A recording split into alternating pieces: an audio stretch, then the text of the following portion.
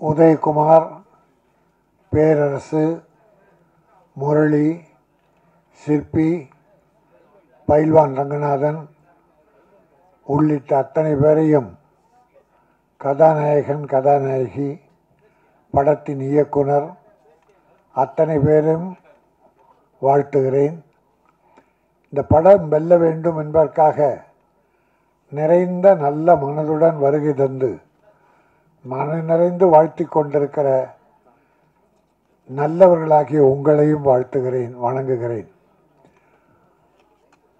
எடுத்த உடனே ஒரு அற்புதமான வார்த்தை சொன்னாங்க, ஒரு சில வார்த்தைகள் பேசுவார்னு. ஆக்சுவலாக அவங்களுக்கு மரியாதை கொடுக்குன்னா நன்றி வணக்கம் சொல்லிட்டு போய் உட்காரணும். இருந்தால் கூட எனக்கு 12 மணிக்கு சொன்னாங்க, நான் கரெக்டாக 12 மணிக்கு வந்துட்டேன். ஒருத்தரும் இல்லை, பயமாக இருந்தது. அப்புறம் மோகன்ஜி ஆஃபீஸ் போய் உட்காந்து இப்போ ஃபோன் பண்ண பிறகு 1:45 மணிக்கு வந்து 2:30 மணிக்கு ஆரம்பித்து உடனே ஒரு வேண்டுகோள், மேடையில் இருக்கவங்களும் தப்பாக நினைக்கக்கூடாது, நீங்களும் தப்பாக நினைக்கக்கூடாது, நான் 2:15 மணிக்கு ஒரு இடத்துல இருக்கணும். அப்படி தான் ப்ரோக்ராம் பண்ணியிருந்தோம். பட் இந்த தம்பிகள், இந்த மணிபாய் ப்ரொடியூசர் மணிகண்டன் என்கிற மணிபாய் ஒரு அற்புதமான தம்பி, துணிச்சலோடு ஒரு படம், தமிழ் படம் எடுக்க வந்திருக்கிறார். அவர் வெற்றி பெற வேண்டும், அவர் போட்ட முதலீடு திரும்பி வர வேண்டும். சகாயநாதன் நல்ல சகாயமாக பண்ணி கொடுத்துருக்கார், நல்ல சிக்கனமாக படத்தை பண்ணி கொடுத்துருக்கார். அந்த தம்பியும் இயக்குனராக வெற்றி பெற வேண்டும். இதில் ஈடுபட்டிருக்கிற கலைஞர்கள், டெக்னீஷியன்ஸ் அத்தனை பேரும் வெற்றி பெற வேண்டும். என்னோட அருமை நண்பர் சிற்பி, நீண்டகால நண்பர், அவரும் பேக்ரவுண்டில் வாசித்ததாக சொன்னார்கள், ஒரு நல்ல இசையமைப்பாளர். அவரையும் வாழ்த்தி இந்த படம் நல்ல செல்லக்குட்டி தமிழக மக்களுக்கு வெள்ளக்கட்டியாக இனிக்க வேண்டும். இப்போ நல்ல சின்ன படங்கள்லாம் ஓரளவுக்கு ஓடிக்கிட்டுருக்கு. இப்போ முந்தாள் வெள்ளிக்கிழமை வந்த படம் பார்த்திங்கன்னா 7 படம் ரிலீஸ். 7 படத்தில் பேர் சொல்கிற மாதிரி எந்த படமும் நிற்கலை. பெரிய படம் சின்ன படம்ன்ற வித்தியாசமே இல்லாமல் எந்த படமும் சரியாக நிற்கலை. ஆனால் சில பாடங்கள் பார்த்தா சின்ன படங்கள் பெருசாக சக்ஸஸ் பண்ணுது. இப்போ வாழைன்னு ஒரு படம், இந்த கருடன், இப்போது இன்னொரு படம் கருடன், நம்ம உதயகுமார் நல்ல விஷயம், லப்பர் பந்து பெருசாக போயிட்டுருக்கு. அது ஆச்சரியமாக இருக்குது. மக்கள் நல்ல படத்தை பார்க்க விரும்புகிறாங்க. அதுவும் தமிழ் பண்பாடு கலாச்சாரம் மிகுந்த படம். கிராமங்களில் எவ்வளோ கதைகள் இருக்குது, ஒவ்வொரு வீட்லேயும் ஒரு கதை இருக்குது, ஒவ்வொரு குடும்பத்தில் இருக்குது. ஆக அந்த படத்தை பண்பாடு சிதையாமல், தமிழ் பண்பாடு நாகரிகம் கொலையாமல் அற்புதமாக எடுத்து சொன்னால் தமிழக மக்கள் ஏற்றுக்கொள்ள தயாராக இருக்கிறார்கள். அந்த வகையிலே இந்த செல்லக்குட்டி நல்ல படமாக அமைந்து நல்ல தமிழ் மக்களுக்கு ஒரு வெள்ளக்கட்டியாக இருந்து தயாரிப்பாளர் மணிபாய் நல்ல மனதோடு ஈடுபட்டு படத்தை அன்போடு எடுத்திருக்கிறார். அவர் வெற்றி பெற வேண்டும், அவர் போட்ட பணம் திரும்பி அவர் கிடைக்க வேண்டும். அப்படி அந்த பணம் வந்தால் மீண்டும் படம் எடுப்பார். படம் எடுத்தால் தொழிலாளர்களுக்கும் டெக்னீஷியன்ஸுக்கும் மீண்டும் வேலை கிடைக்கும். பெரிய நடிகர்களுக்கு கோடி கோடியாக கொட்டு கொடுக்கிற பணம் எங்கேயோ போய் விடுகிறது, சினிமாவுக்கு வர்றதில்லை. ஆனால் சின்ன ப்ரொடியூசர் போட்ட பணம் திரும்பி வந்தால் மறுபடியும் படமாகத்தான் எடுக்கிறார்கள். அதனாலே தான் பல ஆயிரம் தொழிலாளர்களின் வாழ்வு மலர, புதிய இயக்குனர்கள் வர, கலைஞர்கள் வெற்றி பெற, இப்படி மணிபாய் மாதிரி சின்ன ப்ரொடியூசர்ஸ் பெரிய ப்ரொடியூசர் ஆகணும், மீண்டும் படம் எடுக்கணும். இந்த செல்லக்குட்டி வெள்ளக்கட்டியாக வெற்றி படமாக அமைய வாழ்த்துகிறேன். நன்றி, வணக்கம். அனைவருக்கும் வணக்கம். செல்லக்குட்டி சாங் நல்லா இருந்துச்சு, ட்ரெய்லர் நல்லா இருந்துச்சு, கதாநாயகன் நல்லா இருந்தார், கதாநாயகி நல்லா ஹோம்லியாக அழகாக இருந்தாங்க. படம் நிறைய படங்கள் இப்போ வர்ற படங்கள் பார்க்குறோம். இதில் இந்த படம் மேக்கிங் தெளிவாக இருந்துச்சு. சாங்ஸ் ஒரு பாடலும் சரி, பாடலை காட்சி அமைத்ததும் சரி, அவ்வளோ ரசிக்கிற மாதிரி இருந்தது. மாலை வச்சு இந்த மாதிரி காதல் படம் பார்த்து இப்போ 96 படம் வந்துச்சு. அந்த காலகட்டத்தில் உள்ள காதல் வந்து எப்போவுமே ரசிக்கிற மாதிரி இருக்கும். அந்த டைப்பில் தான் அந்த செல்லக்குட்டி கொஞ்சம் முன்னாடி ஒரு 10-15 வருஷத்துக்கு முன்னாடி எடுத்த அந்த ஒரு மேக்கிங் ஸ்பீடாக பண்ணுறதுங்கிறதுலாம் அது ஒரு மேக்கிங் இல்லை. அது மக்கள் ரசிக்கிற மாதிரி பண்ணணும். நம்ம என்ன டேரக்டர் என்ன சொல்ல வரோனோ அதை மக்கள் அப்படியே உணரணும். நம்ம ஃபீல் பண்ணுறத மக்களும் ஃபீல் பண்ணணும். அதை எடுத்து கொடுக்குறது தான் ஒரு இயக்குனரோட சரியான அதான் டைரக்ஷனுக்காக தான். ஒரு ஷோ காட்சி எடுத்தோம்னா ஆடியன்ஸை கண் கலங்க வைக்கணும். சீன் அழுதுக்கு இருப்பான், நம்மளால் அப்படியே படம் முடிப்பாங்கிட்டு இருப்பான். ஏன்னா அது காட்சி ஆக்குற விதம் இதில் அந்த இது இருந்துச்சு. நம்ம அந்த ஒரு இயக்குனர் சகாயநாதன் ஒரு இயக்குனருக்கான வேலையை கரெக்டாக அதில் பண்ணியிருக்காரு. பாடல் என்ன சொன்னாங்க, அந்த அவள் பறந்து போனாலே என்னை மறந்து போனாலே, அந்த பாட்டு பார்க்கும்போது அங்கே போகுது அப்படியே. ஆக்சுவலி இந்த மாதிரி வேணும்னு டைரக்டர் கேட்டு மியூசிக் போட்டுக்கலாம். இருந்தாலும் அந்த ஒரு ஃபீல் இருந்துச்சு. இந்த பாடலுக்கு இசையமைத்த முரளிதரன், கணேசன் இந்த கணேசன் போட்டார். ஓகே, ஆமாம், ஓகே. கணேசன் அவர்களுக்கு வாங்க மேடம், நீங்கள் விழா நாயகன் நீங்கள் தான். அப்புறம் நாங்களும் உட்காந்துட்டு நீங்கள் தான் இங்கே உட்காரணும். வாங்க கணேசராம், கணேசன் கொஞ்சம் கை தட்டிடுவோம். நீங்கள் என்ன மேடைக்கெலாம் வரணும். ஓகே, அது இசை பாடல் இசை ஒருத்தர் இருந்தால் கூட அந்த படத்துக்கு பின்னணி இசை அமைக்கிறதுக்கு உண்மையிலே அதை ஒத்துக்கிட்டு வந்துரு நம்ம என்ன சிற்பி அவர்களுக்கு அங்கே அவர் தான் செட்டு உட்கார விடுங்க. சிற்பி சாருக்கு வாழ்த்துக்கள். செல்லக்குட்டி ஏற்கனவே செல்லமேனு ஒரு படம், அதுதான் விஷாலுக்கு ஃபஸ்ட்டு ஆரம்பமாக இருந்துச்சு, வெற்றி படம் அமைஞ்சு. அது மாதிரி இந்த செல்லக்குட்டியும் அந்த ஹீரோவுக்கும் சரி கதாநாயகிக்கும் டைரக்டருக்கு எல்லாருக்குமே ஒரு வெற்றி படமாக அமையணும். இங்கே வந்து எல்லாருமே கொஞ்சம் இறுக்கத்தை உண்டாக்கிட்டாங்க. சிறிய படங்கள் அப்படின்னு பயமுறுத்துகிறாங்க. படம் நல்லா தான் கண்டிப்பாக ஓடும். நான் இப்போ கொஞ்சம் பரவாயில்ல. மாண்புமிகு துணை முதலமைச்சர் உதயநிதி ஸ்டாலின் அவர்கள் ஒரு துணை முதலமைச்சராக இருக்கார். அவருக்கு வாழ்த்துக்கள். ஒரு கலைஞர் குடும்பத்திலிருந்து வந்தால் கூட நம்ம திரைத்துறையிலிருந்து அவர் நடிகராக அவர் பயணித்து இன்றைக்கி நம்மளுக்கு வந்து அவர் நடிகராக தான் நமக்கு அறிமுகம். நம்ம துறையில் தான் அவருடைய வாழ்க்கை பயணித்தது. இன்றைக்கி அந்த நடிகர் ஒரு துணை முதலமைச்சராக இருக்குது நமக்கு எல்லாருக்குமே மகிழ்ச்சியான விஷயம். உதயகுமார் சார் சரி, ராஜன் சார் அவர்களும் இந்த சிறு படங்களுக்கு எப்படி காப்பாற்றுறது, அதுக்கு தியேட்டருக்கு எப்படி மக்களை வரவழைக்கிறது, அது இன்னொன்று பார்த்தா இன்றைக்கி தயாரிப்பு சங்கத்தில் ஒவ்வொரு சங்கமாக கூட்டு வச்சிட்டே இருக்காங்க. இயக்குனர் சங்கம், ஒளிப்பதிவாளர் சங்கம், எடிட்டர் சங்கம், எழுத்தாளர் சங்கம், ஒவ்வொரு சங்கமாக கூட்டு வச்சுட்டு இருக்காங்க. என்னோடய வேண்டுகோள் எப்படின்னா, இன்றைக்கி நம்ம திரைத்துறையிலிருந்து இன்றைக்கி ஒரு துணை முதலமைச்சராக இருக்கார் உதயநிதி ஸ்டாலின் அவர்கள். அவரிடம் இதை பற்றி பேசணும். இப்போ இங்கே வந்து நம்ம உதயகுமார் சார் வந்து அவ்வளோ ஆதங்கத்தை கொட்டினார். அவரோட பேச்சை கேட்கும்போது நமக்கு சினிமா நேசிக்க எல்லாருக்குமே ஒரு வழி வரும். அதான் நமக்கு வருது. இன்றைக்கி ஒன்றும் இல்லை, ஒரே 2 விஷயத்தில் முடிச்சுட்டேன். 2 விஷயம் தான். எம்ஜிஆர் காலத்துலையும் சரி, ரஜினி காலத்துலையும் சரி, எனக்கு தெரிஞ்ச ஒரு 20 வருஷத்துக்கு முன்னாடி சரி, திரைப்படம்ங்கிறது அது ஒரு ஏழைக்கான ஒரு சாதனம். அப்போ தியேட்டருக்கு போனோன்னா யார் போவாங்கன்னா, ஆட்டோ ஓட்டுறவங்க, ரிக்ஷா ஓட்டுறவங்க, ரோட்டு வேலை பார்க்குறவங்க, விவசாயம் பண்ணுறவங்க, கட்டட வேலை பார்க்குறவங்க, இப்படி உழைக்கிறவங்க எல்லாருமே அந்த உழைப்பின் களைப்பை தீர்க்கறதுக்கு போகிற இடமாகத்தான் திரையரங்கம் இருந்தது. அன்னைக்கு பணக்காரர்கள் படம் எடுத்தார்கள், ஏழைகள் படம் பார்த்தார்கள். இன்று பணக்காரர்களும் படம் பார்க்கிறார்கள், தயாரிப்புள்ள ஏழையை விடுகிறார்கள். ஏன்னா இன்றைக்கி ticket rate, mall rate, parking rate எல்லாத்தையும் ஒரு சராசரி ஒரு அடித்தர மக்கள்லாம் போய் பார்க்குற இடமே இல்லை. பணக்காரர்கள் பார்க்குறதுக்கு ஒரு தேட்டர் வேணும், நடுத்தர மக்கள் பார்க்குறதுக்கு அவங்களுக்கான ஒரு தேட்டர் வேணும்.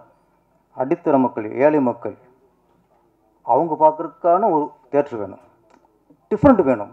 இன்றைக்கி எல்லாமே ஒன்றா இருக்குது, எல்லா இடத்துலையும் 150 ரூபா டிக்கெட்டு. அப்படிங்கும்போது எப்படி ஏழைகள் எப்படி போவான்? நான் இன்று துணை முதலமைச்சராக இருக்க நம்ம துறையை என்னை பொறுத்த வரைக்கும் நம்ம துறையிலேருந்து ஒருத்தர் போய் துணை அமைச்சராக இருக்கார், அந்த படம் நான் பார்ப்பேன். அப்போ அவர் சினிமாவுக்கு சில பண்ணணும், நம்ம ஒரு வேண்டுகோள் தான். ஏழைகள் பார்ப்பதற்கான திரையரங்குகளில் அரசு கட்ட வேண்டும். எப்படி ஏழைகள் சாப்பிடுவதற்கு ஒரு அம்மா உணவகம்னு ஜெயலலிதா கொண்டு வந்தாங்கல்ல, இன்றைக்கி எத்தனை ஏழைகள் அம்மா உணவகத்தில் சாப்பிட்றாங்க. இங்கே சினிமா துறையிலேயே ஒரு ரொம்ப ஏழ்மையில் உள்ள தொழிலாளர்கள்லாம் நிறைய பேர் அம்மா உணவகத்தில் சாப்பிடுவாங்க போயிட்டு. அதே மாதிரி ஏழைகளை பார்ப்பதற்கு அரசு திரையரங்கம்னு ஒன்று உருவாக்குங்க. இதுதான் உங்களுக்கு தீர்வாகுமே தவிர இனிமேல் தேட்டர்கள் டிக்கெட்டை குறைக்க சொல்ல முடியாது, ஜிஎஸ்டி குறைக்க சொல்ல முடியாது, லோக்கல் டேக்ஸை குறைக்க சொல்ல முடியாது. அதெல்லாம் ஏறுனா தான், அதெல்லாம் நீ இறக்கிறதுக்கே வழியெல்லாம் போயிடும். திரையரங்கம் எம்ஜிஆர் காலத்தில் எப்படி இருந்துச்சோ, ரஜினிகாந்த் கமல்ஹாசன் கொடிக்கட்டிக்கு பிறந்த அந்த காலத்தில் எப்படி இருந்துச்சோ, அதே மாதிரி ஏழைகளுக்கான இடமாக தேட்டர் இருக்க வேண்டும். அதற்கு அரசு வழிவகுக்க வேண்டும். நன்றி, வணக்கம். விநியோக சங்க தலைவர் திரு கே ராஜன் அவர்களே, தமிழ்நாடு திரைப்பட இயக்குநர்கள் சங்கத்தின் தலைவர் ஆர்வி உதயகுமார் அவர்களே, இயக்குனர் சங்கத்தின் செயலாளர் பேரரசு அவர்களே, செந்தமலன் அவர்களே, நாராயணன் என்கிற இசையமைப்பாளர் சிற்பி அவர்களே, பைல்வான் ரங்கநாதன் அவர்களே, இதே மேடையில் ஆங்கராக வந்து இன்றைக்கி ஒரு பரபரப்பான ஆர்டிஸ்டாக இருக்கிற காயத்ரி அவர்களே, இன்றைக்கி பட்டி தொட்டிலாம் அந்தமாக பரவி இருக்கிறாங்க. ஸோ ஆட்டோகிராஃப்லாம் நிறைய பேர் வாங்கிக்கோங்க, நல்லது. இந்த செல்லக்குட்டி படத்தோட இயக்குனர் மணிபாரதி வந்து ஏற்கனவே செந்தான்னு ஒரு படம் பண்ணார்னு நினைக்கிறேன். அப்போ இப்போ பேசிகிட்டு இருக்கும்போது சில விஷயங்கள் சொன்னார். இந்த படத்தோட இசையமைப்பாளர் வந்து சமீபத்தில் கொஞ்சம் இயற்கை எழுதிட்டார், டிஎஸ் முரளின்ட்டு. அதனால் இப்போ இவங்களுக்கு உறுதுணையாக இசையில் நம்ம சிற்பி இருந்து பண்ணி கொடுக்குறாரு. அதனால் அவருக்கு ஒரு கைத்தட்டு கொஞ்சம் பாராட்டு தெரிவிச்சுக்கலாம். இந்த படம் வந்து இந்த மாதிரி படங்கள் வந்து ஜெயிச்சா தான் உங்களுக்கு இண்டஸ்ட்ரி நல்லாயிருக்கும். இப்போ அதுக்கப்புறம் பார்த்தீங்கன்னா பேரரசாரும் உதயகுமார் சார் நல்லா நீண்ட சொற்பொழிவாற்றுவாங்க. யார் எதை சொல்லணுமோ அப்போ தான் ரீச் ஆகும். அந்த கேமராலாம் வந்து வெளியில் போடும். நம்மளாம் நீங்கள் விஐபி, நான்லாம் விஓபி, அதனால் உங்களுக்கு தான் மரியாதை உண்டு. ஸோ அதனால் நீங்கள் நல்லா பேசுவீங்க. நீங்கள் பேசுகிறத கைத்தட்ட வந்தவன் தான் நான். இப்போ இந்த மாதிரி படங்களுக்கு இவங்க 2 பேர் தான் வந்து வாழ்த்துறதுங்கிறத ஒரு லட்சியமாக வச்சுருக்கிறாங்கன்னா முதல்ல அவங்களுக்கு நம்ம கைத்தட்டி பாராட்ட தெரிவிக்கணும். ஏன்னா நடித்த படங்களுக்கே நடிகர்கள் வர்றதில்லை, நடிகைகள் வர்றதில்லை.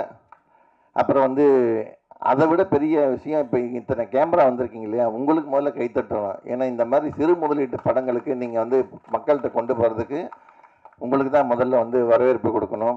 ஏன்னா பெரிய ஆர்டிஸ்ட் படம், கமர்ஷியல் ஹீரோக்கள் படங்கள்னால் இந்நேரம் ஒரு 150-200 கேமரா வந்திருக்கும். அந்த படங்களுக்கு பப்ளிசிட்டி தேவையில்லை.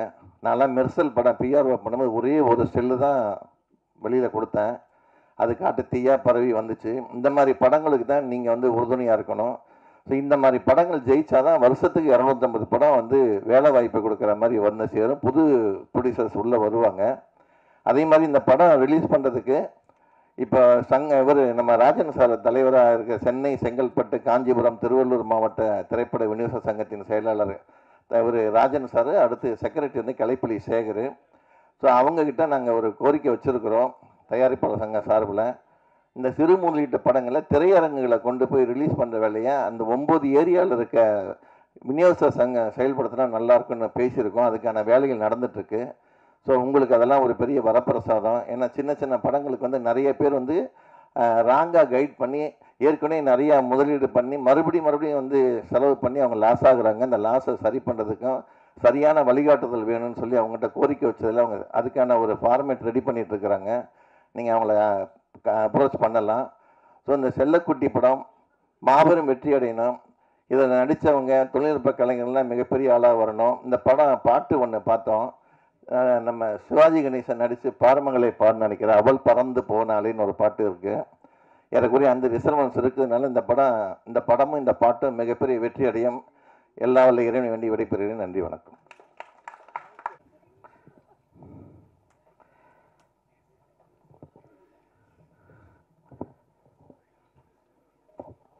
நான் ஏதோ 19 படத்தில் நடிச்சிருக்கேனாம்மா. நான் அடுத்த படத்துக்கு 50வது படம்னு போஸ்டர் ஓட்ட சொல்லலான்ட்டு இருக்கிறேன். 50 படம் நடிச்சிருக்கேன். 47வது படம் ஷூட்டிங் போயிட்டுருக்கு. எல்லாம் இவங்கனால தான். ஒரு படத்தில் தலையை காட்டணுன்னே பரபரப்பாக்கி விட்டாங்க. ஒரு அற்புதமான திரைப்படத்தின் இசை வெளியீட்டு விழாவில் தமிழ்நாடு திரைப்பட இயக்குனர் சங்கத்தின் தலைவராகவும் இங்கே மேடையில் வீற்றிருக்கின்ற என்னை பற்றி புகழ்ந்து பேசி சென்ற அண்ணன் நம்ம விநியோகஸ்தர் சங்க தலைவர் அண்ணன் கே ராஜன் அவர்களும், தயாரிப்பாளர் சங்கத்தை முதுகெலும்பாக இருந்து வழி நடத்தி கொண்டிருக்கும் எங்கள் அற்புதமான தயாரிப்பாளர் சங்க செயற்குழு உறுப்பினர் மற்றும் பிஆர்ஓ சங்கத்தின் தலைவர் எங்கள் அண்ணன், பிரியத்திற்குரிய அண்ணன் உங்களை தானே எங்களை ஜாஸ்தி பேச சொல்லிட்டு அப்புறம் அவரே ஜாஸ்தி பேசிட்டு உட்காந்துருக்கிறாரு. அண்ணன் பைல்வான் ரங்கநாதன், ஆமாம், இசையமைப்பாளர் சிற்பி அவர்களே, எனது அன்பு தம்பியும் தமிழ்நாடு திரைப்பட இயக்குனர் சங்க செயலாளருமான இயக்குனர் பேரரசு அவர்களே, இந்த படத்தின் ஹீரோ அவர்களே, ஹீரோயின்களில் ஒருவரே, அப்புறம் லேகா அவர்களே, லேகாஸ்ரீ அவர்களே, காயத்ரி அவர்களே, பத்திரிகை நண்பர்களே, ஊடக நண்பர்களே, ரொம்ப நாள் ஆச்சு நான் மேடைக்கு வந்தேன். அதனால தான் கொஞ்சம் திணறிட்டு இருக்கிறேன். எல்லோரும் சொல்கிறாங்க சின்ன படங்கள் நல்லா ஓடணும். தியேட்டர் கிடைச்சா தானே ஓடும். இப்போ தியேட்டர் கொடுக்கறது யார் கையில் இருக்குன்றது முதல்ல முடிவு செய்ய வேண்டியது தயாரிப்பாளர் சங்கம். அவரே சொல்கிறாரு, விநியோகஸ்தர்கள் எல்லாம் முடிவு செய்கிறதில்லை யாருக்கு தியேட்டர் கிடைக்கும், யாருக்கு தியேட்டர் கிடைக்கிறது இல்லைங்கிறத. யார் முடிவு செய்ய வேண்டுமோ அவரிடத்தில் முறையிட்டு நீங்கள் முடிவு செய்ய வேண்டும் என்று அன்போடு கேட்டுக்கொள்கிறேன். ஏன்னா இன்றைக்கி 1 கோடியோ 2 கோடியோ 3 கோடியோ 5 6 கோடி வரையிலும் சிறு முதலீட்டு படங்கள் அப்படின்னு சொல்லி ஒரு வரைமுறையை தயாரிப்பாளர் சங்கம் வரையறுத்திருக்கிறது. அந்த 6 கோடிக்குள்ளே எடுக்கிற படங்களில் முகம் தெரிந்த ஹீரோக்களோ, தெரியாத ஹீரோக்களோ, அறிமுக ஹீரோக்களோ, அல்லது தோல்வி பெற்ற ஹீரோக்களோ, இவங்களுக்கெல்லாம் வரும்போது வியாபாரம்ங்கிறது எதுவுமே இல்லை, சுத்தமாகவே இல்லை. ஸோ வியாபாரம் இல்லாத ஒரு பொருளுக்கு எங்கே கொண்டு போய் வியாபாரம் பண்ணுறது? ஒரு கடையில் கொண்டு போய் வச்சா இது கொஞ்சம் கொடுங்கன்னு வாங்குவாங்க. அந்த கடையும் கிடைக்கலன்னா என்ன பண்ணுறது? ஆக இந்த மாதிரி சூழ்நிலை தான் உண்மையான சினிமாலாம் நல்லா இல்லைங்க. உண்மையாக நல்லா இல்லை, ஒரு 4 பேர்த்துக்கு நல்லா இருக்கு. இப்போ கூட இந்த படத்தோட பாடல்களை பார்க்கும்போது எனக்கு ரொம்ப அழகாக டியூன் பண்ணியிருந்தார் மறைந்த முரளி அவர்கள். ரொம்ப பிரமாதமாக இருந்தது. அதுவும் மறைந்த முத்துக்குமார் அவர்களுடைய வரிகளில் இந்த முதல் பாட்டு ரொம்ப அற்புதமாக இருந்தது. அப்புறம் அண்ணன் சொன்னது போனால் என்ன பாட்டது, அவள் அவர் பறந்து போகிறார். அந்த பாடல் 2 பாடலுமே நல்லா இருந்தது. ரொம்ப இனிமையான இசையாக இருந்தது. ஒரு ரீரெக்கார்டிங் சொல்ல வேண்டியதில்லை. அவர் நட்புக்காக, அன்புக்காக சிற்பி அவர்கள் மிக அற்புதமான இசையமைப்பாளர். அவர் இந்த படத்துக்கு உறுதுணையாக இருந்திருக்கிறது ஒரு மிகப்பெரிய விஷயம். ஏழுமலை அவர்கள், இயக்குனர் ஏழுமலை இந்த படத்திலே உறுதுணையாக இருந்து இந்த படம் முடிவடைவதற்கு ஒரு காரணமாக இருந்திருக்கிறார். அவரை நான் பாராட்ட கடமைப்பட்டிருக்கிறேன். தயாரிப்பாளர் சொன்னதை நான் இங்கே இருந்தாலும் ஒரு பண்பாடு கருதி சில விஷயங்கள் நம்ம வெளியே பேச முடியல. ரொம்ப நல்ல ப்ரொடியூசராக இருக்கார், ரொம்ப இனிமையானவர். முதல்லையே சினிமாவை பற்றி தெரிஞ்சது. அவர் இணை ஒளிப்பதிவாளராக பல படங்களிலே பணியாற்றி இருக்கிறார். இந்த படம் எடுக்கணும்னு வந்த டைம் தான் கொஞ்சம் பேட் டைமு. பட் நல்ல படம் எடுத்திருக்கீங்க. நிச்சயமாக இந்த எந்த முகமும் பார்த்தா முகம் சுளிக்கிற மாதிரி இல்லை, எல்லாமே அழகாக இருந்தது. அந்த எடுக்கப்பட்ட விதமும், பாடல் காட்சியாகட்டும், அது என்ன 2 ஹீரோ 1 ஹீரோயின் சப்ஜெக்டாக என்னமோ தெரியல, அது எனக்கு கொஞ்சம் புரியல. பட்டு மிக அழகாக இருந்தது. அந்த பொண்ணும் அழகாக எக்ஸ்ப்ரெஷன் கொடுத்துருந்தாங்க. தம்பிங்க 2 பேரும் ஹீரோக்கள் 2 பேரும் நல்லா நடிச்சிருந்தாங்க. இந்த மாதிரியான படங்கள் நிச்சயமாக வாழை மாதிரி அண்ணன் சொல்கிற மாதிரி நிச்சயமாக ஓட வேண்டும். அந்த காலத்தில் பார்த்திங்கன்னா பெரிய படங்கள், சின்ன படங்கள்னு இல்லாமல் எல்லா படங்களுமே ஓடும். ஒரு தீபாவளிக்கு ஒரு 15 படம் ரிலீஸ் ஆச்சுன்னா ஒரு 10 படம் தியேட்டர்களில் 100 நாள் ஓடிடும். அப்புறம் மீதி படங்கள் எல்லாம் இவர் 75 நாளாவது ஓடும், இல்லை 60 நாள் ஓடும், 50 நாள் ஓடும். எந்த படத்தை எடுத்த தயாரிப்பாளர்களுக்கும் நஷ்டம் இருக்காது. அப்படின்னா அந்த 16 படத்தையும் பிரித்து ஜனங்க பார்த்துருவாங்க. அப்போது சிவாஜி படம் வரும், எம்ஜிஆர் படம் வரும், முத்துராமன் படம் வரும், ஜெய்சங்கர் படம் வரும். இந்த மாதிரி எல்லா நடிகர்களுக்கென்றும் படம் இருக்கும். ஒரு சாமி படம் வரும், அதுக்குன்னு ஒரு கூட்டம் போகும். எத்தனை அழகாக இருந்த அந்த சினிமா. அந்த படங்களை பார்த்துட்டு நான் சின்ன பையனாக இருக்கும்போதெல்லாம் வில்லேஜில் இந்த திண்ணையில் உட்காந்து அந்த கதையெல்லாம் சொல்லிகிட்ருப்பாங்க. ஒரு திரைப்படம் என்பது தான் பார்த்து அனுபவித்து ரசித்த விஷயத்தை அது ஒரு திண்ணையிலேயோ ஒரு மேடையிலேயோ ஒரு தெரு முனையிலேயோ நின்று கொண்டு முழு கதையையும் சொல்லி கொண்டிருந்த காலம் அது. அப்படி சொல்கிற அளவுக்கு படம் எடுத்தாங்க. இப்போ முழு கதையை யாராச்சும் சொல்ல முடியுமா?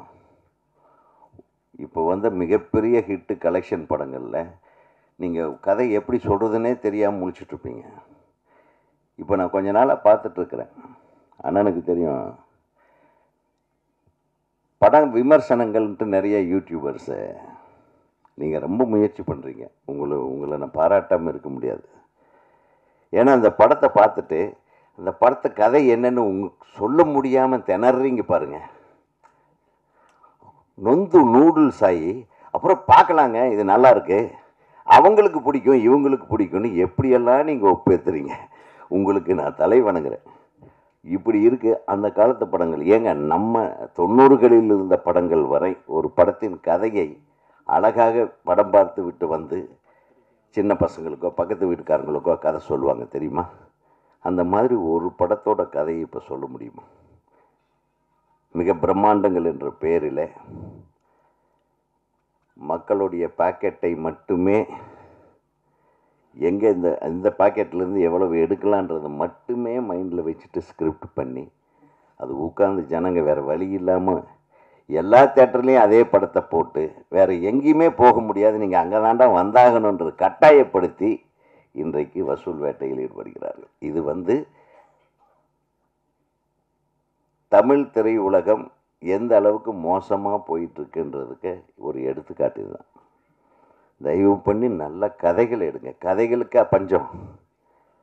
ராஜன் சொன்ன மாதிரி எத்தனை வாழ்வியல் விஷயங்கள் இருக்குது, எத்தனை அழகான விஷயங்கள் இருக்குது. நம்மை சுற்றி நடக்கிற நல்ல விஷயங்களை படமாக எடுங்கள். ஏதோ ஒரு இங்கிலீஷ் படத்தை பார்த்துட்டு இவ்வளவு பெரிய ஓட்டை இருக்கிற ஒரு கன்னெல்லாம் நாங்கள் பார்த்ததே இல்லைங்க, அதை சர்வசாதாரணமாக எடுத்து சுட்டுவிட்டுருக்காங்க. எங்கேங்க நம்ம ஊரில் அதையெல்லாம் நடக்குது? எத்தனை தடவை தான் காதலை பூ சுற்றுவீங்களா? சுற்றினாலும் பரவாயில்ல, நீங்களும் அந்த சுத்துற படத்துக்கு எப்படியாவது ஓட வைக்கணுன்ட்டு நீங்களும் முயற்சி பண்ணுறீங்க பாருங்கப்பா. கஷ்டமாக இருக்குங்க. அதுக்காக நான் சொல்ல, இப்போ நானே எனக்கு ஒரு தயாரிப்பாளர் வந்து நீங்கள் கண்டிப்பாக ஒரு படம் எடுக்கணுன்னா நான் ரொம்ப யோசனை பண்ணுவேன். ஏன்னா அவ்வளவு குழம்பி போயிருக்கு மைண்டு. ஒரு நடிகரை போட்டால் ஒரு 400 கோடி ரூபா கலெக்ஷன், ஒரு 600 கோடி ரூபா கலெக்ஷன் என்ற பிம்பத்தை ஏற்படுத்தி, கதை இல்லாமல், ஒரு அழகியல் இல்லாமல், எதை பார்த்தாலும் நைட்டில் போட்டு அடிக்கிறது, உதைக்கிறது, வெட்டுறது, குத்துறது, சுட்டு தள்ளுறது, அப்புறம் மீறி போனால் கடைசியில் எல்லாம் முடிச்சுட்டு ஒரு ஹை ஸ்பீடு ஷாட்டை போடுறது, இல்லைன்னா முன்னாடி போடுறது. எல்லாம் விவரம் தெரிஞ்சவங்க ஏமாற்ற ஆரம்பிச்சிட்டாங்க. சினிமாவை நம்ம தான் காப்பாற்றணும். சினிமா எப்பவுமே நல்லா தான் இருக்குது. சினிமாக்காரர்கள் தான் சினிமாவை ஏமாற்றுகிறார்கள். சினிமா யாரையும் ஏமாற்றுவதில்லை. நான் சொல்கிறேன், உண்மையிலுமே ரொம்ப மனசுக்கு கஷ்டமாக இருக்குது. நல்ல படங்கள்னு நம்ம சொல்லி சந்தோஷப்படக்கூடியது 1% கூட இல்லை. 1%க்குள்ளே தான் நல்ல படங்கள் என்பது வருகிறது. இன்றைக்கி பாருங்கள், தெலுங்கு ஃபில்ம் இண்டஸ்ட்ரியில் பிரமாதமாக படம் எடுக்க ஆரம்பிச்சிட்டோம். கன்னட இண்டஸ்ட்ரி நம்ம தமிழ் படத்தை விட நல்லா எடுக்கிறாங்க. கேரளா சொல்ல வேண்டியதே இல்லை. ஆட்டம்னு ஒரு படம் ஒரு 2 வருஷத்துக்கு முன்னாடி வந்தது. அந்த படமே வந்து 50-60 லட்ச ரூபாய்க்குள்ளே எடுத்திருப்பாங்க. அது பெருசாக கமர்ஷியலாக ஓடலைன்னா அதோட கருத்து, அந்த சொன்ன விஷயம் இன்றைக்கி 22ஆம் ஆண்டுக்கான சிறந்த படம் தேசிய விருது வாங்கியிருக்கு. எல்லா மொழி படங்களுக்கும் தமிழ் ஒரு உதாரணமாக இருந்த காலம் மாறிவிட்டது. இப்போ தமிழ் படமெல்லாம் டப்பிங் ரைட்ஸ் எல்லாம் போகிறதில்லை ஜாஸ்தி. யார் வாங்குவா? தெலுங்கு படம் தான் தமிழில் வாங்கி டப்பிங் ரைட்ஸ் வாங்கி வைக்கிறாங்க. தெலுங்கு படங்கள் ரிலீஸ் ஆகுது, அது நல்லா இருக்குன்றாங்க. ஆக எல்லோருமே சிந்திக்க வேண்டியது, குறிப்பாக பத்திரிகையாளர்கள், நான் உங்களுக்கு சொல்கிறேன், ஒரு படத்திற்கு தெளிவான விமர்சனத்தை செய்யுங்க. நல்லா இருந்ததுன்னா நல்லா இருக்குன்னு எழுதுங்க, நல்லா இல்லைன்னா ஏன் நல்லா இல்லைன்னு எழுதுங்க. அவங்க அந்த மாதிரி படம் திருப்பி எடுக்கக்கூடாத அளவுக்கு நீங்கள் விமர்சனம் பண்ணணும். அதுதான் உண்மை. சும்மா போய் அப்படியே போட்டு அப்படியே ஒரு பூஸ்டப் பண்ணிட்டு நீங்களும் சேர்ந்து ஜனங்களை ஏமாத்திடாதீங்க.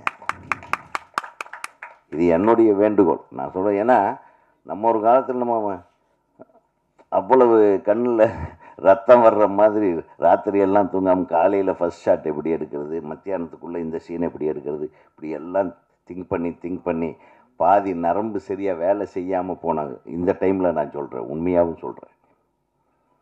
ஏன்னா எல்லா உண்மையான கலைஞனுக்கு, ஒரு டைரக்டருக்கு, கேமராமேனுக்கெல்லாம் அவங்களுக்கு ஃபஸ்ட்டு வந்து பிரெயின் தான் அஃபெக்ட் ஆகும். அப்படியெல்லாம் கஷ்டப்பட்டு நடித்தவர்கள் இருக்கிறார்கள். சிவாஜி கணேசனை போல் இன்றைக்கி கஷ்டமே படாமல் நடித்து காசு வாங்குறவங்களும் இருக்காங்க. கஷ்டப்பட்டு எடுத்த இயக்குநர்கள் இருக்காங்க. இன்றைக்கி ஜாலியாக வந்து படம் பண்ணுறாங்க. சில டைரக்டருக்காக நான் சொல்கிறேன், குறிப்பாக சொல்கிறேன், இயக்குநர்கள் மீதும் தவறு இருக்கிறது. முழுமையாக ஒரு கிராஃப்டை தெரிஞ்சிட்டு வந்து படம் எடுக்கணும். இங்கே படம் எடுக்க தெரிஞ்சுக்கிறாங்க. முதலையாவது ஃபில்ம் ரோலில் ஃபில்ம் ஷூட் பண்ணுவாங்க. நமக்கு இத்தனை 1000 அடிக்குள்ளே நம்ம ஒரு படத்தை எடுக்கணும், அந்த கட்டாயத்தில் இருப்போம். ஒரு சீனுக்கு கிட்டத்தட்ட ஒரு 400 அடி 400 அடி ஷூட் பண்ணால் 200 அடி, அதாவது ஒரு 2 நிமிஷ படம் நம்ம ரெடி பண்ணலாம். இந்த ரேஷியோவில் பார்த்தீங்கன்னா ஒவ்வொரு ஃபில்ம் ரோல் ஒவ்வொரு அடியும் நமக்கு பணம் போட்டு வாங்கணும். டெய்லி போய் பணம் வாங்கிட்டு வருவாங்க ப்ரொடியூசர்ஸ் லேபில். இப்போ அது இல்லை. இப்போ டிஜிட்டல் வந்த கடைசியில் எத்தனை நிமிஷத்துக்கு அவங்க படம் எடுக்கிறாங்கன்னே தெரியாது. அங்கே ஒரு கேமராவை, இங்கே ஒரு கேமராவை, அங்கே ஒரு கேமராவை, ஒவ்வொரு கேமராவுக்கும் விலை இருக்குது. அது எடிட் பண்ணுறது, எல்லா கண்டென்ட்டையும் பார்த்து எடிட் பண்ணுறாங்களேன்றதே ஒரு டவுட்டாக இருக்குது.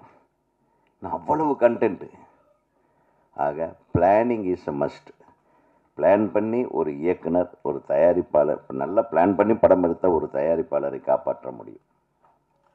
பிளான் பண்ணி ஒரு தயாரிப்பாளர் இவ்வளவு நாளுக்குள்ளே எடுக்கணுன்றது ஒரு டைரக்டரும் ஒரு நடிகரும் ஒரு தயாரிப்பாளர் உட்கார்ந்து பேசி படம் எடுத்தாங்கன்னா ஓரளவுக்கு உங்கள் நஷ்டத்தை தவிர்க்க முடியும்.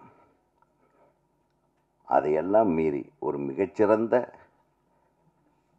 கதையை, ஒரு மிகச்சிறந்த விஷயத்தை நீங்கள் அழகாக எடுப்பீர்கள் என்றால் உங்களை நீங்கள் தற்காத்து கொள்ள முடியும். இந்த 3 இல்லைன்னா ரொம்ப கஷ்டம், சினிமாவே எடுக்கக்கூடாது. அதுதான் உண்மை. அது உங்களையும் வருத்தி, படமே யாரும் வாங்க மாட்டேன்றாங்கன்னு வாங்குறவங்களையும் வருத்தி, தியேட்டரை கொடுக்க மாட்டேன்றாங்கன்னு தியேட்டருக்காரங்களையும் திட்டி, நம்ம நல்ல படம் எடுத்தால் நிச்சயமாக நாம் வெற்றி பெற முடியும். அந்த நல்ல படம் வரிசையிலே செல்லக்குட்டியும் இருக்க வேண்டும், இருக்கும் என்று மணிபாய் என்ற இந்த தயாரிப்பாளருக்கும் இந்த படத்திலே பங்கு பெற்றிருக்கும் அனைத்து தொழில்நுட்ப கலைஞர்களுக்கும் நடிகர் நடிகைகளையும் வாழ்த்தி நான் விடைபெறுகிறேன். நன்றி, வணக்கம். அனைவருக்கும் என்னுடைய நன்றி. ட்ரெய்லர் பார்த்தேன். உண்மையிலே அந்த 2 கதாநாயகர்களும் நல்லா நடிச்சிருந்தாங்க. அதுமாரி கதாநாயகியும் படிச்சுட்டு இருந்தாங்க. அவங்களுக்கு இன்னும் ஒரு ஹோம்ஒர்க் தேவைன்னு நான் நினைக்கிறேன். பாடல்கள் மிகவும் அருமையாக இருந்தது. ஒளிப்பதிவாளர் திறமையை காட்டியிருந்தார். முக்கியமான விஷயம், 2 இயக்குநர்கள் பேசுனாங்க. 2 பேருக்குமே சில விஷயங்கள் தெரியல. ஏன்னா பத்திரிகைக்காரங்கிறதுனால நான் ஒரு விஷயத்தை சொல்கிறேன். இதே பக்கத்தில் இருக்க கமலா தியேட்டரில் 100 ரூபாய்க்கு டிக்கெட் போடுறாங்க. ஒரு நாள் புறம் போடுறாங்க. காசி தியேட்டரில் ஒரு நாளைக்கு 100 ரூபாய்க்கு டிக்கெட் போடுறாங்க. புதன்கிழமை அங்கே போடுறாங்க, இங்கே அதே புதன்கிழமை போடுறாங்க. இதே வாரம் புறம் போடுறதுக்கு என்ன கேடு? அங்கே சிஎஸ்டி இல்லையா? ஸோ தெரிந்து கொள்ளுங்கள். இந்த மாதிரி 2 திரையங்கம் ஒன்று வந்திருக்கு. உட்காந்து பேசுங்க. எதுக்கு புரோக்கர்களை நம்புறீங்க? இது ஒரு கேள்வி. இன்னொரு கேள்வி, அவர் சொல்கிறதுக்கு பயந்தார். நான் சொல்கிறதுக்கு பயப்பட மாட்டேன். சன் பிக்சர்ஸு, ரெட் ஜெயண்ட் 2 தான் பெரிய படங்களை அப்புறம் வாங்குது. தயாரிப்பாளர்கள், இயக்குநர்கள் போய் உட்காருங்க, 2 பேரையும் கூப்பிடுங்க. என்ன பிரச்சனை சொல்லுங்கள். உங்கள் படத்தெல்லாம் நீங்கள் 100 ரூபாய்க்கு டிக்கெட் போடுறோம், பேசுங்க. இதையே செய்ய மாட்டீங்க. அதான் என்னுடைய கோரிக்கை. அதுக்காக அந்த கூட்டத்துக்கு துணை முதல்வரையும் கூப்பிடுங்க. இங்கேயும் துணை முதல்வர் இருக்கார், அங்கே தெலுங்கானாலையும் பவன் கல்யாண் இருக்கார். ஒரே நேரத்தில் 2 பேர் திரையுலகத்திலேருந்து துணை முதல்வர் இருக்காங்க. அவரும் நம்ம வெட்டி பிள்ளை தான். யார்?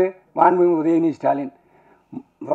துணை முதல்வரையும் கூப்பிட்டுங்க, ரெட் ஜெயண்ட்டையும் கூப்பிடுங்க, சன் பிக்சர்ஸையும் கூப்பிடுங்க, இயக்குநர்களையும் கூப்பிடுங்க, தயாரிப்பாளையும் கூப்பிடுங்க. உட்கார்ந்து பேசுங்க. ஒரு 3 நாளில் தீர்வு வருதா இல்லையான்னு பாருங்க. 3 நாளில் தீர்வு வந்துடும்.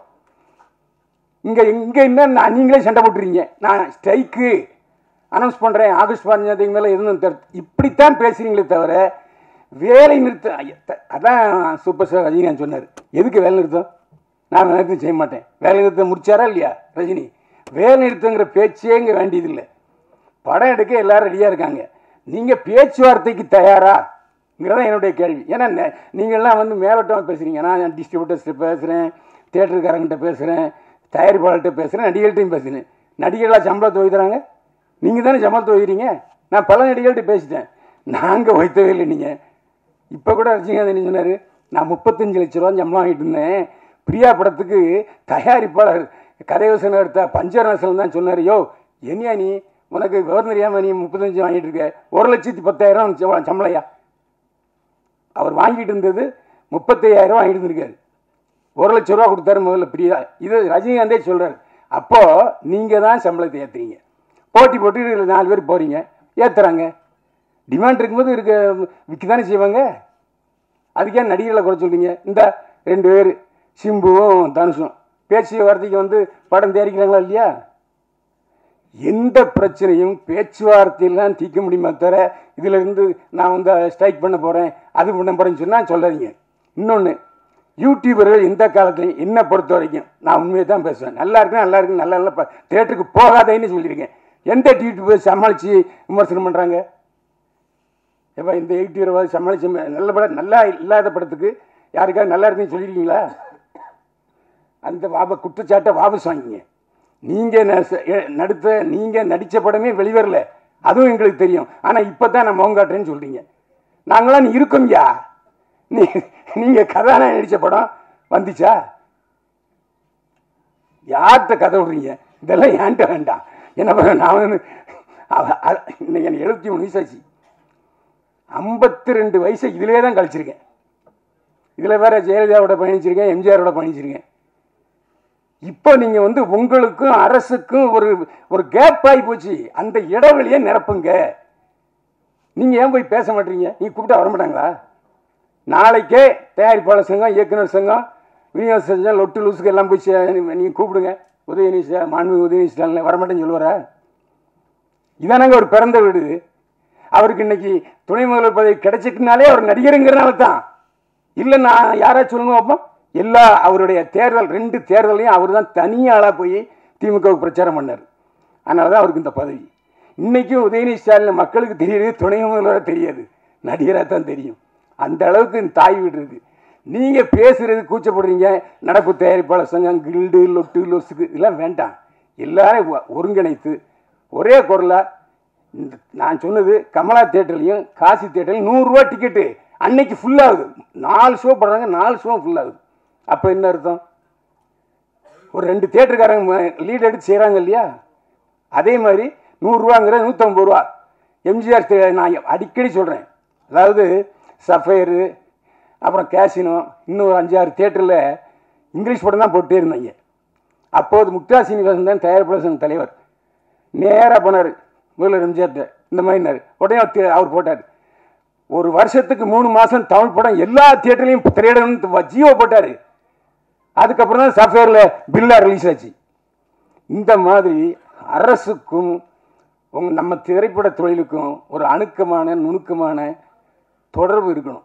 இருந்தால் நிச்சயமாக அந்த காலத்தில் 7 படம் வந்து 7 படம் ஓடலையா? நீங்கள் தானே சொன்னீங்க 7 படம் ஓடிச்சுன்னு. 7 படத்துக்கும் தியேட்டர் இருந்தது இல்லை. எனக்கு தெரிஞ்சு ஒரே நாளில் தீபாவளியில் 4 படம் பார்த்துருக்கேன். புரட்சியாளர் எம்ஜிஆர், நடிகர் சிவாஜி கணேசன், ஜெய்சங்கர், முத்துராமன் 4 படம் பார்த்துருக்கேன் ஒரே நாளில் 4 ஷோ. அப்படிலாம் பார்க்குறதுக்கு ஜனங்க இருக்காங்க. என்ன நீங்கள் சொன்ன மாதிரி எல்லா கேவலம் 360 ரூபா கொடுத்து ஒரு இந்த ஸ்நாக்ஸ் வாங்கினா ஒரு நேரம் சோறை பார்த்து அந்த அளவுக்கு விலை 250 ரூபா 300 ரூபா. அதெல்லாம் நீங்கள் தியேட்டருக்காரங்களுக்கு உட்காந்து இதெல்லாம் குறைங்கப்பா, இதெல்லாம் அதிகம், அவங்க செலவாகுதுன்றாங்க. நான் என்ன திரும்ப சொல்கிறேன்னே, காசி தியேட்டர்லையும் கமலா தியேட்டர்லையும் 100 ரூபாய்க்கு போடுவதற்கு தயாராக இருக்கும் பொழுது 150 ரூபா அங்கே அவங்க தயாராக இருக்க மாட்டாங்களா? சரி வேண்டாம், பெரிய படங்கள் வரும்போது போட்டுங்கப்பா. மீதி ஒரு வருஷத்தில் எத்தனை பெரிய படங்கள் வருது? 10 வருமா? அதுக்கு மட்டும் விட்டுருங்க. மற்றதை பூரா நீங்கள் வந்து இந்த பாதி செல்லக்குட்டி படத்துக்கு கொடுங்கன்னு கேளுங்க. தேட்டருக்காரன் மாட்டேன்னுவாங்களா, இல்லாட்டி விநியோகஸ்தர் மாட்டேன்பாங்களா, இல்லை அரசாங்கம் மாட்டேன்னு சொல்லுவாங்களா? அதுவும் ஜிஎஸ்டி இருக்கு இல்லையா? 100 ரூபா டிக்கெட்டில் ஜிஎஸ்டி இருக்கு, இல்லாமல் இல்லை. ரேஷியோ குறைவு, அவ்வளோதான். அதனால் நாம் உட்காந்துக்கிட்டு நாங்கள் தயாரிப்பாளர் சங்கம், நாங்கள் ஒரு ரூட்டில் போவோம், தயாரிப்பாளர் சங்கம் அவங்க ஒரு ரூட்டில் போவாங்க, சின்ன தயாரிப்பாளர் சங்கம் அவங்க ஒரு ரூட்டில் போவாங்கன்னா புரோக்கர்கள் தான் வாழ்வார்கள். நான் தான் சொல்கிறேன்னு. இன்னைக்கு ரெட் ஜெயண்ட்டு மற்ற சன் பிக்சர்ஸ் இல்லைன்னா உடனே இங்கே ஒரு 10-100 தேட்டர் கிடைக்குமா? புரோக்கரை தான் தேடி போகிறீங்க. ஏன் அவங்க நேரடியாக தேட்டருக்காரங்கிட்ட உங்களோட பேசுறதுக்கு வசதி இல்லையா? அதுக்கு ஒரு அமைப்பு அமைங்க. தேட்டர் அதிபர்களும் பேசுவதற்கு ஒரு அமைப்பை நீங்களே அமைங்க. யாரும் மாட்டேன்னு சொல்லுவாங்களா? இன்னைக்கு அவங்க உட்காந்துட்டு ப்ரெஸ் மீட் பண்ணுறாங்க. எங்களுக்கு பத்தலை, இன்னும் ஏற்றி கொடுங்க. எங்கே போய் இப்போ ஏற்றி கொடுக்குறது? ஒரு பத்திரிகையாளன் என்கிற முறையில் இவ்வளோ நாள் இருந்ததில் என்னுடைய அறிவுரைகளை சொன்னேன். ஏன்னா என்ன காரணம்னா, சில விஷயங்கள் தெரியாமல் இருக்காங்க. இந்த பேரரசுக்கும் சரி, உதயகுமாருக்கும் சரி, இந்த நான் இப்போ 2 தேட்டரில் 100 ரூபாய்க்கு போடுறது தெரியுமான்னா தெரியாது. அதுக்கு தான் பத்திரிகைக்காரன் தேவை. ஏன்னா எல்லா இடத்துலையும் மேயரை வந்து யாருன்னா பத்திரிகைக்காரன் தான். ஆனால் நீங்கள் என்னடனா யூடியூப்காரங்க நல்லா இல்லாத படத்துக்கு கூட நல்லா இருக்குன்னு சொன்னான்னு சொல்கிறீங்க. அது நல்லது தானே இது? எப்போ நான் ஒருத்தன் இருக்கேன், ஒரு படத்தை கிளி தொங்க விட்டுருவேன். இன்னும் ஒரு 4 பேர் போயிருக்காங்க, பார்த்தோன்னே அண்ணே வணக்கண்ணே பார்த்துண்ணே அப்படிம்பாங்க. அப்படிப்பட்ட சூழ்நிலை யூடியூபர்கள் இன்னைக்கு எல்லா படத்தையும் பாராட்டி எழுதுறாங்கன்னா உற்சாகப்படுத்துங்க. நீ ஏன் நல்ல இல்லாத படத்துக்கு இல்லை ஒரு தடவை பார்க்கலாம்னு சொல்லிட்டு அந்த விமர்சனத்தை வைக்காதீங்க. தயவு செஞ்சு பத்திரிகைக்காரங்க எல்லாருக்கும் தெரியும் எப்படி விமர்சனம் எழுதுறது, எப்படி விளம்பரம் வாங்குறது, எப்படி ப்ராஜெக்ட் பண்ணுறதுன்னு தெரியும். அதனால் நீங்கள் தயவு செஞ்சு உங்கள் சினிமாவில் நல்ல படம் எடுங்க. ஓடுற படம் ஓடாத படம் 2 தானே. இன்றைக்கி ஓடிடிங்கிற ஒரு தளம் இருக்குது. அந்த ஓடிடி தளத்தில் பேசுங்க. ஓடிடி தளம் 4 தளம் இருக்கு இல்லையா, அவங்ககிட்ட பேசுங்க. முன்னாலேயாச்சும் சென்னை தமிழ்நாடு ரிலீஸு இல்லைன்னா சிலோன் ரிலீஸு. சிலோன் தான் விற்பனை, அவ்வளோ விற்பனை. எம்ஜிஆர் படம் சிவாஜி படமும் சிலோன் தான் 100 நாள் ஓடும். ஓடிடி தளம் இப்போ திடீர்னு ஸ்ட்ரைக் பண்ணுறான், மாட்டேங்கிறான், அவன் சிவப்பு கொடி காமிச்சிட்டான். ஸோ அவங்கள கூப்பிட்டு உட்கார வச்சு என்ன அவங்க பிரச்சனை, சின்ன படங்கள் வாங்குங்க, பேசுங்க. அதுதானே உங்களுக்கு நன்மையை போய்க்கும். வியாபார ஸ்தலங்கள் இப்போ சினிமா தியேட்டரில் ஒரு வாரம், இப்போ எதுக்கு சினிமா தியேட்டரில் வந்து திடீர்னு 3 நாள் சக்ஸஸ் மீட் வைக்கிறாங்க தெரியுமா? ஓடுற படத்துக்கும் சரி ஓடாத படத்துக்கும் சரி 3 நாள் சக்ஸஸ் மீட். என்ன காரணம்னா ஓடிடி பிரச்சனை இருக்குது. ஓடிடியில் அந்த தளத்தில் இந்த சக்ஸஸ் மீட் வச்சா தான் நிறையா பப்ளிசிட்டி ஆகுதுங்கிறனால தான். இதெல்லாம் தயவு செஞ்சு நீங்கள் அதை யோசித்து முடிவெடுங்க. நன்றி, வணக்கம். அனைவருக்கும் வணக்கம். மேடையில் அமர்ந்திருக்கும் கலையுலக ஜாம்பவான்கள் அனைவருக்கும் வணக்கம். மற்றும் இங்கே அமர்த்துக்கின்ற பத்திரிகை நண்பர்கள் அனைவருக்கும் என்னுடைய பணிவான மதிய வணக்கம். நேரமின்மை காரணத்தால் டீட்டெயிலாக என்னால் பேச முடியல. பட் இருந்தாலும் ஒரு வார்த்தை இந்த தயாரிப்பாளரையும் இந்த டீமை பற்றி நம்ம பேச வேண்டிய கடமை நமக்கு உள்ளது. இந்த மணிகண்டன் என்ற மணிபாய் தான் இந்த படத்தோட ப்ரொடியூசரு. அவர் ஒரு 3 மாதத்துக்கு முன்னாடி என் வீட்டுக்கு வந்து, சார் ஒரு படம் எடுத்துருக்கிறேன், எனக்கு ஆர்ஆர் மட்டும் பண்ணி கொடுக்கணும் அப்படின்னு சொன்னார். மியூசிக் யார் சார் பண்ணியிருக்கிறான்னு கேட்டேன். டிஎஸ் முரளிதரன். சரி படத்தை காட்டுங்க அப்படின்னு கேட்டேன். படத்தை போட்டு காட்டினார். உண்மையாகவே மிக பிரமாதமாக ஒரு நல்ல படம் அப்படிங்கிறது படம் பார்க்கும்போதே தெரிஞ்சது. படம் இப்போ நான் டபுள் பாசிட்டிவ் பார்க்கும்போதே எனக்கு 2-3 இடத்துல டியர்ஸ் வந்தது. உண்மையாகவே அற்புதமான படம். ரொம்ப நாளுக்கு அப்புறம் ஒரு ட்ரையாங்கல் லவ்வை ரொம்ப எளிமையாக மிக பிரம்மாண்டமாகவும் அழகாக சொல்லியிருக்கிறாரு. செந்தமிழ் சார் ரொம்ப அற்புதமாக அந்த படத்துக்கு டைலாக் எழுதியிருக்கிறாரு. அவர் ஹீரோயினுடைய ஃபாதராக வேறு நடிச்சிருக்கிறாரு. பார்த்துருப்பீங்க செந்தமிழ் சார், உங்களுக்கெல்லாம் தெரியும், சிந்துநதி பூ டைரக்டரு, மிக சிறப்பாக பணியாற்றிருக்கிறாரு. அது இல்லாமல் வந்து பார்த்தீங்கன்னா இந்த படத்தை தூக்கி சுமந்தது பார்த்தீங்கன்னா அவர் ப்ரொடியூசர் மணிபாய் சார் தான். உண்மையாகவே நான் சகாய்நாதன், இந்த படத்தோட டைரக்டர் சகாய்நாதன் நான் மீட் பண்ணல, யாரையுமே நான் மீட் பண்ணல. என் கூட வந்து படத்தை கொடுத்துட்டு நான் சொன்னேன், ஒரு 15 days டைம் கொடுங்க சார், இந்த படத்துக்கு நான் ஆர்ஆர் முடிச்சுட்டு உங்களை கூப்பிட்றேன் அப்படின்னு. 15 days கழித்து வந்து பார்த்தாரு. படம் பார்த்துட்டு ஆர்ஆர் ரொம்ப பிடிச்சிருந்தது. நான் ஆக்சுவலி வந்து டிஎஸ் முரளிதரனும் கணேஷ் ராமும் சாங் பண்ணியிருந்தனால அந்த சாங்கோட ஸ்டெம்ஸ் எல்லாம் கொடுங்க சார், ஆர்ஆர் பண்ணும்போது அந்த சாங்கை ஒட்டியே வந்து ஆர்ஆர் பண்ணோம்னா நல்லாயிருக்கும் அப்படின்னு சொல்லி போட்டு அந்த சாங்ஸ் எல்லாம் கொடுத்தா. அப்படியே உண்மையாகவே சொல்கிறேன், நான் வந்து ஒரு 15 days ஃப்ரேம் பார்த்து ரீரெக்கார்டிங் பண்ணியிருக்கேன். இது வரைக்கும் ஒரு 5-6 தடவை இந்த படத்தை பார்த்துருப்பேன். ஒவ்வொரு டைம் பார்க்கும்போதும் ஒரு ஃப்ரெஷ்ஷாக பார்க்குற மாதிரி தான் ஒரு ஃபீலிங்கே ஒழிய எங்கேயுமே வந்து ஒரு திருப்பி இந்த படத்தை பார்க்குறமே அப்படிங்கிற எந்த இடத்துலையுமே போர் அடிக்கலை. உண்மையாகவே இந்த படத்தை வந்து மக்கள்கிட்ட கொண்டு போய் சேர்க்கறது மீடியா நண்பர்கள் உங்கள் கையில் தான் இருக்குது. இந்த மாதிரி ஒரு சின்ன படங்கள், இந்த மாதிரி ஒரு ப்ரொடியூசர் சக்ஸஸ் ஆனார்னா தொடர்ந்து ஒரு நல்ல இயக்குநர்களுக்கு வாய்ப்பு கிடைக்கும். நல்ல தைரியமாக ஒரு புதுமுகங்களை வச்சு இன்றைக்கி படம் எடுக்கிறதுக்கு ப்ரொடியூசர்ஸே இல்லை. ஸோ தைரியமாக வந்து புதுமுகங்களை வச்சு இந்த ப்ரொடியூசர் இந்த படத்தை தூக்கி சுமந்துருக்கிறாரு. அதுக்காகவே அவருக்கு ஒரு சல்யூட் கொடுக்கணும். இந்த படத்தில் வந்து மணிபாய் சக்ஸஸ் அடைஞ்சாருன்னா தொடர்ந்து வந்து தைரியமாக ஒரு பிஸ்னஸ் இல்லை, இன்றைக்கி யாருமே படம் எடுத்தாலும் ஒரு பிஸ்னஸ் இருக்கிற ஆர்டிஸ்ட் வேணுமே. ஒரு ஓடிடியில் விற்றாலும் சரி, சேட்டலைட் விற்றாலும் சரி, ஒரு பிஸ்னஸ் இருக்கிற ஆர்டிஸ்ட்டை வச்சு படம் எடுக்கிற காலகட்டத்தில் துணிச்சலாக முதல் படமே வந்து புதுமுகங்களை வச்சு இந்த அளவுக்கு பண்ணியிருக்கிறாரு. அவர் மிகப்பெரிய அளவில் சக்ஸஸ் ஆகணும்னு எல்லாம் உள்ள இறைவனை வேண்டி வாய்ப்புக்கு நன்றி தெரிவித்து விடைபெறுகிறேன். நன்றி, வணக்கம். மேடையில் இருக்கும் பெரியவர்களுக்கு வணக்கம், ப்ரெஸ் பீப்புள் எல்லாருக்கும் வணக்கம். ரொம்ப சந்தோஷம், எங்கள் படத்தை ப்ரமோட் பண்ணுறதுக்காக வந்ததுக்காக ரொம்ப சந்தோஷம். சின்ன படம் பெரிய படம்னு பார்க்காம இந்த படத்தை பார்ப்போம், படம் நல்லா இருந்தால் கண்டிப்பாக ப்ரொமோட் பண்ணுவோங்கிற எண்ணத்தோட நல்ல எண்ணத்தோடு வந்த அத்தனை பேருக்கும் வணக்கம். முதல்ல நான் இங்கே வந்து நிற்கிறதுக்கு காரணமாக என்னோடய அம்மா அப்பா, அவங்களுக்கு என்னோட நன்றி வாழ்த்துக்களை தெரிவித்துக் கொள்கிறேன். திரும்ப சொல்கிறாங்க நம்ம பிளான் பண்ணபடி இல்லாமல் ரொம்ப அதிகமான டைம் ஆயிடுச்சு அப்படின்னு. அதனால் எல்லா நன்றிகளும் இன்னொரு மேடையில் நான் சொல்லிக்கிறேன். முக்கியமான நன்றி ப்ரொடியூசர் சார் அவங்களுக்கு, டைரக்டர் சார் அவங்களுக்கு என்னை செலக்ட் பண்ண காரணத்துக்காக ரொம்ப நன்றியை தெரிவிச்சுக்கிறேன். இன்னொரு முக்கியமான விஷயம், 2 முக்கியமான விஷயம் சொல்லிட்டு கிளம்புறேன். ஒன்று, எத்தனை பேருக்கு கிடைக்கும்னு தெரியல, நான் முத்துக்குமார் சார் அவங்களோட லிரிக்ஸில் எனக்கு ஒரு அருமையான பாட்டு, நீங்கள் பார்த்த அந்த பாட்டு, அது நல்லா உங்களுக்கெல்லாம் பிடிக்கும்னு நம்புகிறேன். நிறையா அம்மாக்காக அப்பாக்காக பாட்டு எழுதியிருக்காங்க, ரொம்ப ஹிட்டும் ஆகிருக்கு. அது மாதிரி இது வந்து ஒரு காதல் பாட்டு, ரொம்ப நல்லா வந்திருக்கு, மக்களுக்கும் பிடிக்கும்னு நம்புகிறேன். இன்னொரு விஷயம் என்ன அப்படின்னா, இது வந்து ஒரு 90s கிட்ஸோட லவ் ஸ்டோரி. சும்மா சாதாரண லவ் ஸ்டோரி மாதிரி இல்லாமல் இன்றைக்கி இருக்கக்கூடிய இன்றைக்கி இருக்கக்கூடிய காலகட்டத்தில் இருக்கக்கூடிய ஒரு லவ் மாதிரி இல்லாமல், செல்ஃபோன் இல்லாமல், ஃபேஸ்புக் இல்லாமல், இன்ஸ்டா இல்லாமல், அந்த காலத்தில் ஒரு பையன் ஒரு பொண்ணை எப்படி பார்க்குறான், அந்த பொண்ணு மனசில் என்ன இருக்குது அப்படிங்கிறத பற்றி நம்ம எல்லாரும் அந்த காலத்தில் படிக்கும்போது, காலேஜ் போகும்போது, ஸ்கூலில் போனது எப்படி இருந்ததோ அதை ரீகலெக்ட் பண்ணுற மாதிரியான ஒரு படமாக இருக்கும். இன்னும் சற்று நேரத்தில் அந்த படத்தை நம்ம பார்க்க போகிறோம். கண்டிப்பாக பாருங்கள். நீங்கள் நல்லபடியாக ப்ரொமோட் பண்ணுங்கள் அப்படின்னு நான் சொல்லலை. பாருங்கள், கண்டிப்பாக படம் உங்களுக்கு பிடிக்கும். பிடிச்சிருந்தால் பாசிட்டிவாக எழுதுங்க. படத்தில் ஒரு அருமையான மெசேஜ் இருக்குது. ரொம்ப முக்கியமான மெசேஜ், இன்றைக்கி எல்லாரும் தெரிய வேண்டிய ஒரு மெசேஜ். ஒரு பொண்ணுக்கு விருப்பம் இல்லாமல், ஒரு பையனுக்கு விருப்பம் இல்லாமல் எவ்வளோ ஆழமாக ஒரு காதலை சொன்னாலும் அந்த காதல் உண்மையான காதல் அல்ல. 2 பேருக்கும் சேர்ந்து வர்றது தான் உண்மையான காதல் அப்படிங்கிறது தான் கரெக்டான மெசேஜ். பிடிக்கலன்னா விட்டுறணும். பின்னாடியே போய் தொந்தரவு பண்ணி பண்ணுறதெல்லாம் ரொம்ப தப்பு. அவங்க வாழ்க்கையை கெடுக்கிறது, ஆசிட் அடிக்கிறது, நிறைய விஷயங்கள் நடந்துகிட்ருக்கு. டெல்லியில் நம்ம கேள்விப்பட்டிருக்கோம். அந்த மாதிரிலாம் பண்ணக்கூடாதுங்கிற ஒரு அற்புதமான மெசேஜை இதில் சொல்லியிருக்காங்க. எல்லோரும் சப்போர்ட் பண்ணுங்கள். வாய்ப்புக்கு நன்றி. வணக்கம். இருக்க ப்ரெஸ் மீடியா பீப்புள்ஸ் எல்லாருக்கும் நன்றி. நிகழ்ச்சியை சிறப்பிக்க வந்த சிறப்பு விருந்தினர்கள் எல்லாருக்கும் நன்றி. இயக்குனர் சார் எல்லாருக்கும் நன்றி. எல்லாமே டிட்டோ பேசிட்டாப்பில், நான் என்ன பேசுறதுன்னு தெரில. எல்லாமே பேசினா திருப்பி ரிப்பீட்டடாக தான் இருக்கும். ஒரு உழைச்சி காசை கொண்டு வந்து ஒரு படம் தயாரிக்கிற தயாரிப்பாளர் வந்து அந்த காசை திரும்ப வரணுன்ட்டு ஓரளவுக்கு பரிச்சயமான முகங்களுக்கு வாய்ப்பு கொடுக்கறது தான் அது ஒரு சேஃபர் சைடாக இருக்கும். இங்கே ஒரு சாமானிய மனுஷனுக்கு சினிமா கிடைக்கிறதுன்றதே ஒரு சரித்திர நிகழ்வு மாதிரி தான் இருக்குது. நான் எதை சொல்ல வரேன்னா, அந்த வாய்ப்பு வந்து சரியான போய் சேர்கிற இடமோ, அது தேட்டர் ரிலீஸோ, ஒரு ப்ரெஸ் மீட்டோ, ஒரு பாசிட்டிவான விஷயம் நடக்கிறது எல்லாமே ஒரு உழைச்ச மனுஷன் காசை கொண்டு வந்து உண்மையிலே சீரியஸாக வாய்ப்பு தேடுற, உழைக்கணும்னு நினைக்கிற 2 பசங்களுக்கு வாய்ப்பு கொடுத்து ஒரு படம் பண்ணியிருக்கா போல்.